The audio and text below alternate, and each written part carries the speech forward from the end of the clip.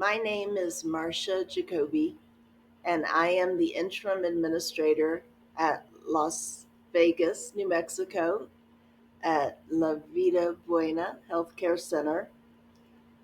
And if you are watching this video, it's because my daughter in law is having or has already had her very first baby. And both mother and daughter are high risk. So I really wanted to be there tonight and for the ensuing couple of days for them and for my son. So I hope that you forgive this little glitch. I really wish I could be there with y'all because you guys are a lot of fun. But I still want to give my presentation, and so with your permission, I will proceed. La Vida is my first experience working in New Mexico. I had only ever worked in Texas prior to this assignment. Texas is a great place to cut your teeth in nursing home care because it has a reputation of being one of the most unfriendly states for nursing home operators. The strictest U.S. states for meeting regulatory guidelines in nursing home care tend to have more comprehensive state level regulations in addition to federal guidelines from CMS. These states typically have stringent staffing requirements, robust inspection protocols, and significant penalties for noncompliance. Texas ranks number 7 out of 50 states that are considered the harshest in terms of nursing home regulations. And it seems to me that New Mexico is catching up fast. By way of introduction, since most of you don't know me, I started my career in nursing homes in 1986, long before many of you were born. I'm thinking specifically about Jordan and Cindy right now. I was in my final year of college when I landed a job as an activity director. In 1990, I became a nursing home social worker, and in 1999, I got my administrator's license. The 5 C's have been around for a long time, but there have been some changes over the decades. Here are some common words that have been used in the 5 C's over the years: compassion, communication, collaboration, competence, care, consistency, creativity, compliance, critical thinking, cash, commitment, and culture.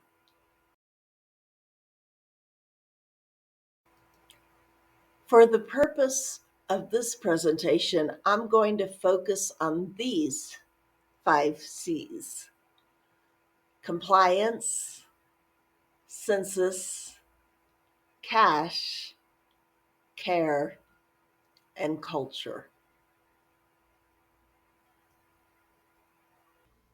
Compliance. By focusing on these key areas, nursing homes can effectively maintain compliance and improve care quality and reduce the risks of regulatory penalties. Really, it's simple. Just do all these things every day, 24 hours a day, and make sure that your staff members all do them too.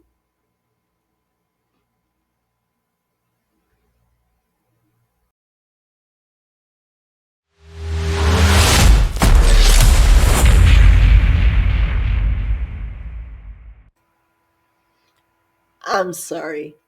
Just a little dark humor to relieve the tension. Actually, survey readiness is a real option. And one of the things that I'd like to focus on today is staff training and competency. One of the tricks that I have learned throughout the years is to provide a competency clinic with all nursing staff in the month prior to a survey window opening. All the administrative nursing staff can take one or two competencies in a 2 or 3 day period. The CNAs and LVNs will then filter in and stop at each competency station and perform return demonstration on everything from pericare to blood sugars to med pass to catheter care, and letting the employees practice under the watchful and hopefully friendly face helps them to be more successful when they have to carry out these same tasks before a surveyor. My next idea is the jar training. I have a clear plastic jar in my office filled with colorful slips of paper. Routinely, even daily, when we are in our survey window, I will call all available staff into my office, and in a crowded room, each individual pulls out a color coded slip of paper. Pink is for CNAs, blue is for nurses, green is for dietary, and orange is for housekeeping and laundry. White is for all other employees. On each slip of paper is a question that is a basic knowledge or specific to their department. Now, they may pull out the same question that they pulled out last week, and that is called reinforcement. Or they may pull out a question that sometimes stumps them, and that is called learning. They even learn if they get the answer wrong. Hopefully, the next time they will get it right. And then I have a prize box filled with $1 prizes, candy bars, hand lotion, hand sanitizer, gum, sour candy, etc. Everyone who participates gets a prize. Having others around them when they answer the question is usually motivation enough to get the answer right. Kind of like what we're doing here today. Census. Growing the census in nursing home requires a multifaceted approach, focusing on providing excellent care, building community trust, and actively engaging in marketing and outreach. I would like to talk about increasing community outreach and engagement. The main focus here is to get people from the community into the nursing home. We don't often realize it, but the average American does not walk into a nursing home at any time in their life unless they are personally involved, either as a resident or as a family member. Nursing homes can be a culture shock for the typical American. For example, let's say you're a typical American walking through a busy airport. You may pass 2,000 normal people, but there is one person in a wheelchair with an above the knee amputation. Where do your eyes go? Most Americans' eyes go anywhere else. Nursing home employees make direct eye contact with that person and nod or say hello. Now imagine that you are a typical American who walks into a nursing home and you see a sea of wheelchairs and people struggling to get their chair to the next handrail, others who are talking out of their heads and have no personal bubble, people that are reaching out to grasp your hand, bony fingers, watery eyes, braces, confusion, incoherent speech, mortality. These people need to know that nursing homes no longer smell like nursing homes used to when we were using cloth diapers. They need to know that there are people here who have adjusted and consider this place home. They need to see a busy activity program in action, and they need to see the amazing work that our therapy departments do in getting our residents back to their highest level of functioning. If they only ever visit one nursing home in your city, it needs to be yours. Because whatever education and experience that you can offer them will become their golden standard. They saw it with their own eyes, and now they feel confident in recommending your facility because they have stepped out of their comfort zone and interacted with your staff and your residents. It is huge. Just make sure they have a good experience. Towards that end, I recommend inviting specific groups of people out to your facility. Since I have been at La Vida Buena, we have had the first responders out for 9/11. We will soon be having educators in our community for a wine and cheese back to school party. And we will have a huge Halloween extravaganza. Another thing that's fun to do for both the residents and the community is to have an adopt a pet day with the local humane society. Make it kid friendly and do good for another often overlooked agency. And finally, get our residents out there. Marketing. We have vans. Let's drive them to a couple of department heads to like the Senior Citizens Club to call bingo once a week. Let's let our higher functioning residents sell us to the other seniors in the community and build relationships because they will. And we all know who our greatest spokespersons are in our facilities. They will enjoy the outing and the opportunity to be heard. By focusing on delivering quality care and building strong community relationships and ensuring visibility,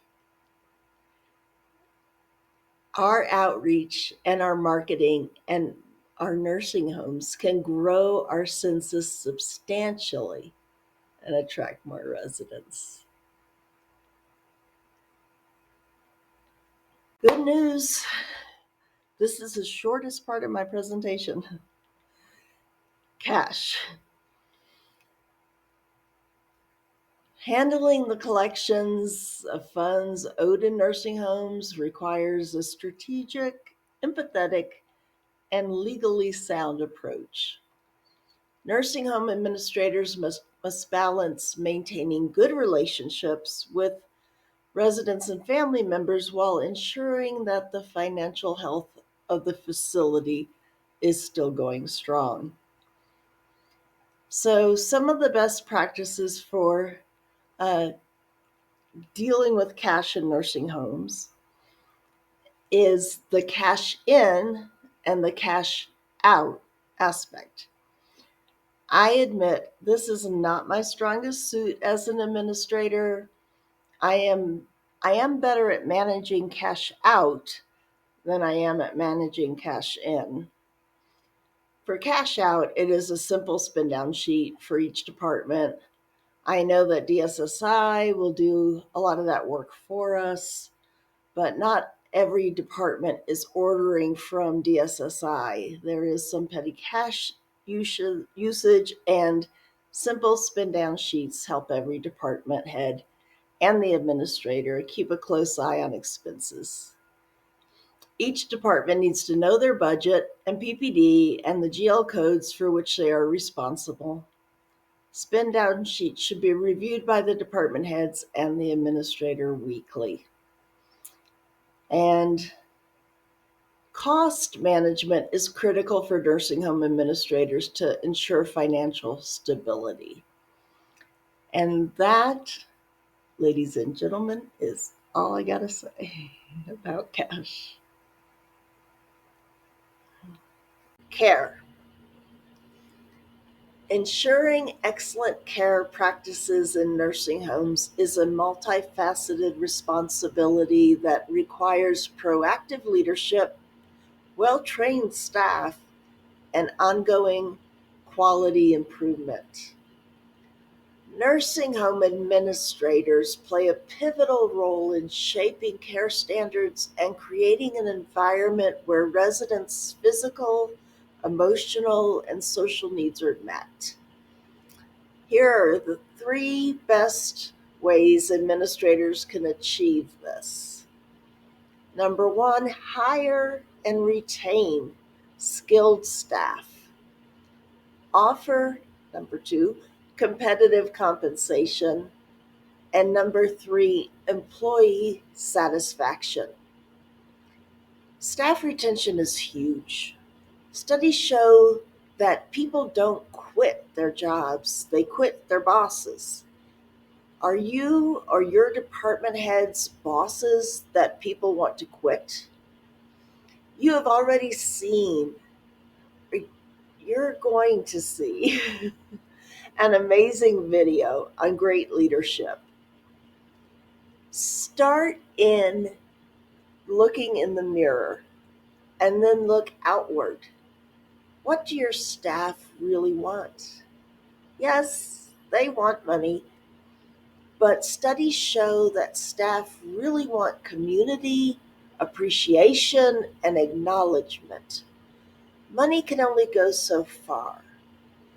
Consider that many of your staff grew up in a negative environment. They often received little praise or recognition for their strengths or accomplishments. They may have had very little training in how to communicate effectively with others. How can you turn that around?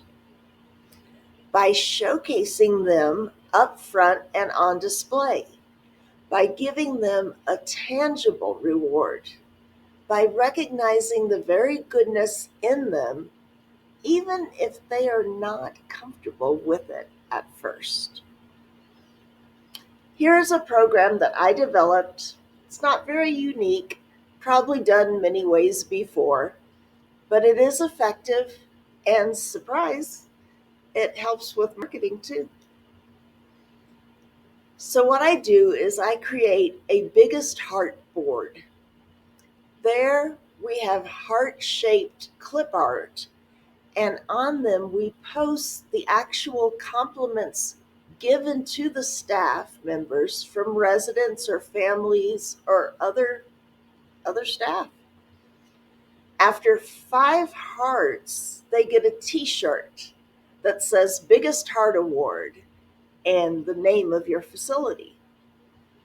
These t-shirts are color coded to reflect the number of times that an employee has earned 5 hearts. The first 5 are purple, the second 5 are red, and the third 5 are gray, and then blue and pink, and so on. And we encourage the staff to wear their t-shirts any day of the week. They can wear them in place of scrub tops. Once the employee has earned 30 hearts, they get an embroidered polo shirt. This accomplishes two things. They get to see why and who gave them a heart. It is displayed for all to see. It is confirmation that what they do matters. And two, they get a take home tangible reward for their hard work that gives them bragging rights and a real acknowledgement of their success. It is relatively easy to keep a spreadsheet of each person's hearts, to rearrange it as necessary, and to color code it so we remember which color t shirt that they're working on. By focusing on these strategies, nursing home administrators can create a care environment where residents thrive and staff feel supported and quality outcomes are consistently achieved. Finally, culture. Establishing a great nursing home culture is crucial for creating a positive environment for both residents and staff. A strong culture leads to better care, higher staff retention, and improved resident well being. Here are some effective ways to foster great nursing home culture. Number one, leadership by example. Compassionate leadership. Leaders should model the behaviors that they expect, showing respect, empathy, and dedication. Leading with compassion sets the tone for the entire facility. Two, hands-on management. Leaders who are visible, approachable, and willing to engage directly with staff and residents create a sense of accountability and teamwork. I am sorry that I couldn't be with y'all today. You are a fun group. I'm going to ask Jordan to click on this next link for a video that speaks much better to leadership than I ever could.